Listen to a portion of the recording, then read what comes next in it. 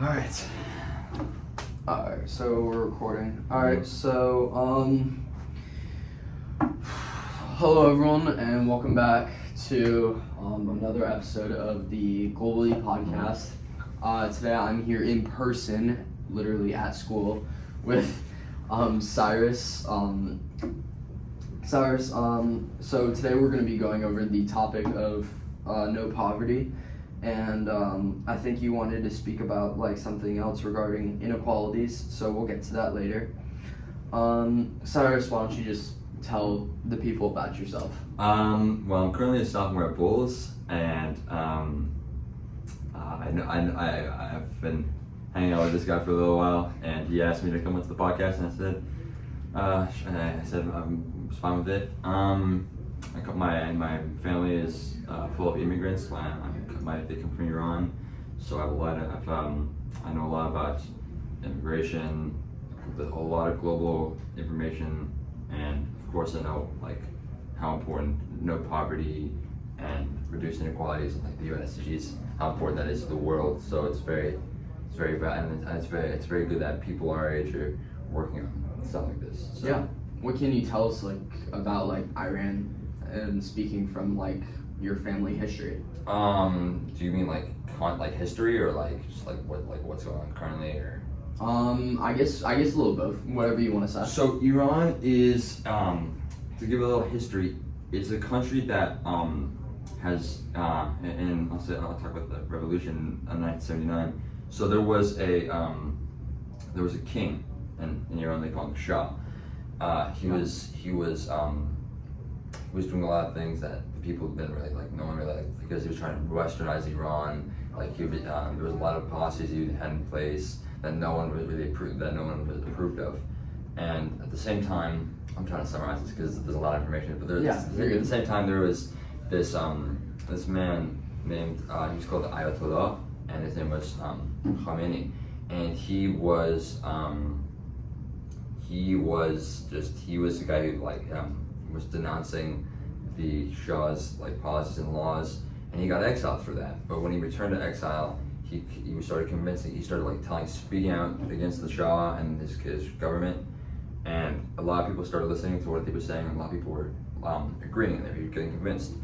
And in 1979, the Islamic Revolution broke out in Iran, and as a result of that, actually, there was a storming of the U.S. embassy in Iran, which is what you Americans know as the hostage crisis, when Iranian students broke into the embassy and took people who worked in the embassy who were American and took them hostage. There's a lot.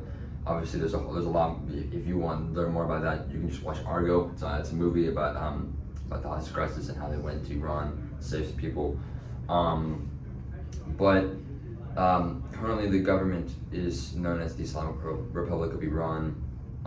It's a regime that it has a lot of negative qualities to it, and is basically just run by tyrants who have a lack of empathy towards their people. Because if you think about recent times, there's been a lot of issues, been a lot of protests. Recently there were protests after it was 2022, September 2022, a woman was killed by she had been supposedly died of a heart attack, but in reality the belief was that she was killed by the morality police, which is the secret police of Iran.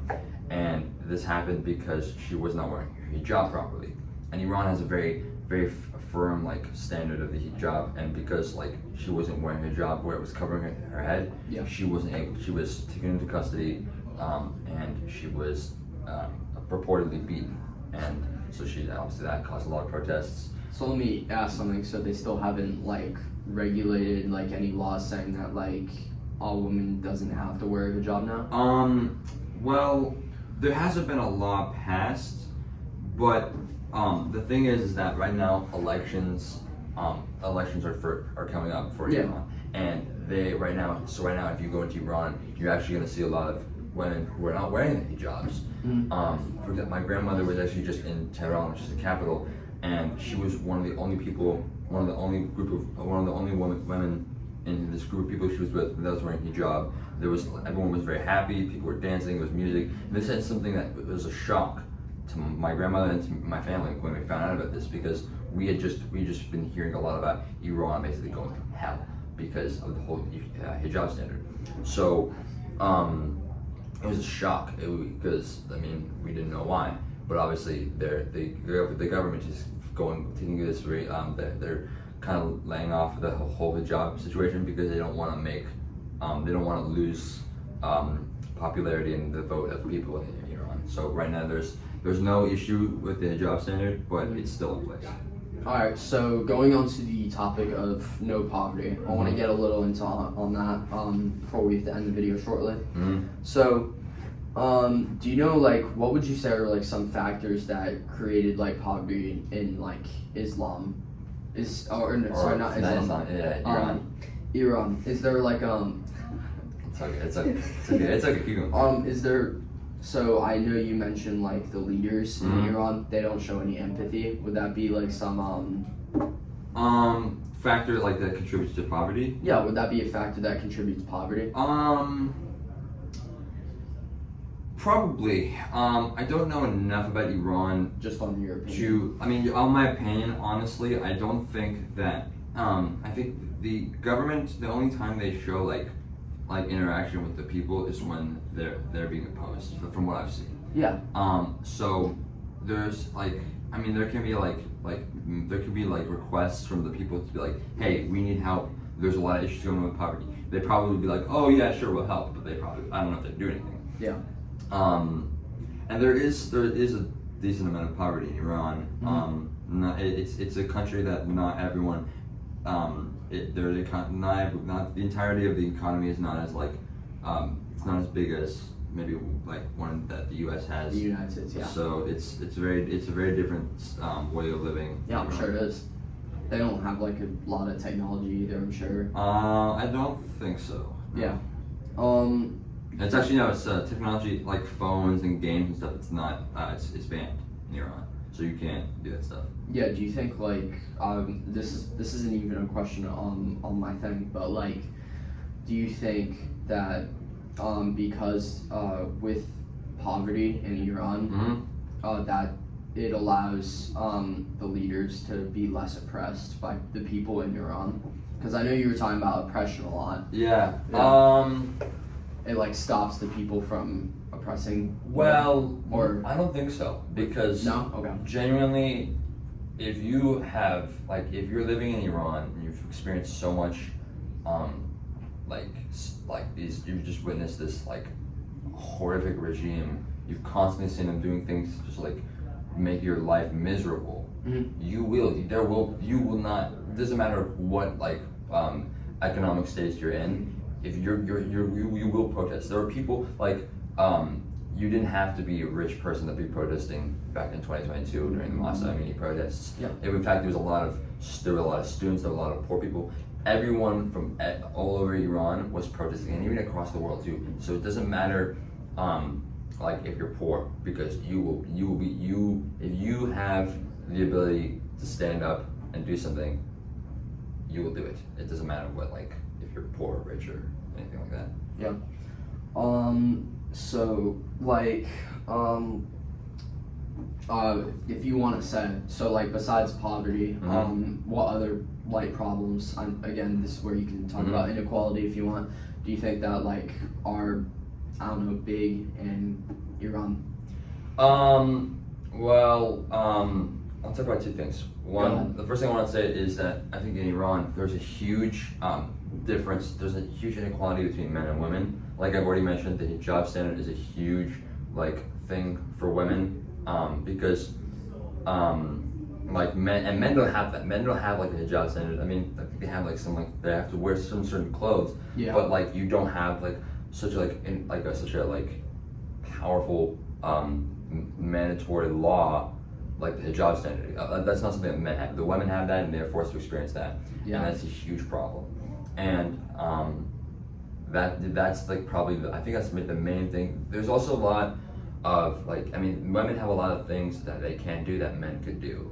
And that's also just genuinely in the Middle East. That's a huge problem. And I know in Saudi Arabia, because we listened to the speaker talk to us about that. There's been some changes in Saudi Arabia. Yeah. But that also doesn't mean that it's just going to start changing everywhere. Iran. Yeah. Yeah. So that I have yet to see an improvement with that.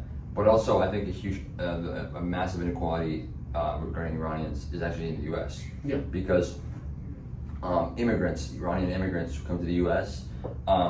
Most of the time, Are they treated unfairly? I mean, it's not a very, to put it lightly, the treatment of Iranian immigrants in the U.S. is not very good by the U.S. Yeah, it's very inappropriate. Like I'll give you an example actually. When my dad and my grandfather and that side of my family, when they came to Jacksonville from Tehran, my dad was going to school, and he was actually being bullied because he's Iranian. Some people told him, go back to where you came from. Yeah. But here's the thing. What really confuses me is that, like, if you hear someone just accosting or belittling an immigrant from the Middle East, and like saying like, oh, they're a terrorist, was your dad responsible for 9/11 or some racist comment like that? Yeah. They're being like, immigrants will be belittled for things that they have nothing to do with. Like, yeah, you can come to the country being Iranian, get made fun of because you're Iranian. Like, they're like, why are you guys like? Yeah. It's like, why are you here? Like, why? It's terrible. Like all these negative comments. But then again, they have nothing to do. They are not the government of like Iranian people are not the government. The government is completely different from the people. Yeah. So there's a huge, I think if people were to know more about, in America specifically, if they were to know more about what Iranian citizens have to go through and like the lengths of the trials and tribulations of immigrating from Iran to the U.S., I think it would be a lot better. Like, there would be much better treatment for immigrants. And I think it's gotten a lot